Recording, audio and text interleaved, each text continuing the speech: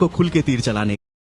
कर्ण के वध होने से कुछ क्षण पहले कर्ण वासुदेव से कहता है कि हे वासुदेव, आपको जानने के बाद मैं अपनी मृत्यु को स्वीकार करता हूं, परंतु मेरा एक छोटा सा प्रश्न है कि जब गुरु द्रोण ने यह घोषणा की कि अर्जुन विश्व का सर्वश्रेष्ठ धनुर्धर है, तब मुझे यह कहकर रोक दिया गया कि यह क्षत्रियों की परीक्षा है।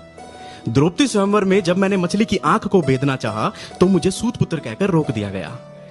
युद्ध में आने से पहले मेरे कवच कुंडल मुझसे दान में मांग लिए गए, उसके बावजूद मैं युद्ध करने आया और अब मेरा वध छल से किया जा रहा है। क्या मेरे सामर्थ्य का परिचय कभी नहीं हो पाएगा?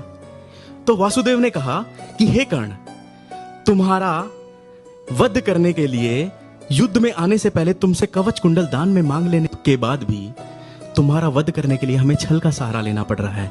क्या यह तुम्हारे सामर्थ्य का परिचय नहीं है? अब आते हैं कविता पर। हर वो इंसान जिसमें जन्म से हुनर है, जिसे जाति के नाम पर रोक दिया गया है, खींच लिया गया है, उस इंसान के लिए मैंने लाइनें लिखी हैं कर्ण को जोड़ते हुए। हुनर लेकर जन्मा हो वो कभी तो बाजी मारेगा। शुभम भाई, हुनर लेकर जन्मा हो वो कभी तो बाजी मारेगा, कहां लिखा है वेदों में हर बार कर्ण ही हारेगा।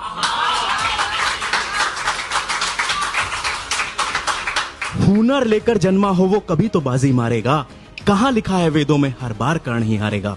कभी तो मौका मिलेगा उसको अपनी कला दिखाने का, कभी कर्ण ही हारेगा। कभी तो मौका मिलेगा उसको अपनी कला दिखाने का, कभी तो मौका मिलेगा उसको खुल के तीर चलाने का। कभी तो धरती गरजेगी एक सूत पुत्र के क्रंदन से, कभी तो बेड़ियां टूटेंगी उस दुर्योधन के बंधन से। कहां लिखा हर बार सामने युद्ध में गांडी उधारी हो, यह भी तो हो सकता है इस बार कर्ण की बारी हो। वो जब अपनी पर आएगा एक तीर से लाखों मारेगा, कहां लिखा है वेदों में हर बार कर्ण ही हारेगा।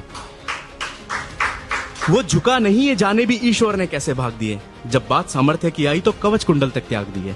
वो वरदानों से नहीं बना, उसका कतरा भी सागर है, वो मर कर भी ये दिखा गया उसका सामर्थ्य हुनर है।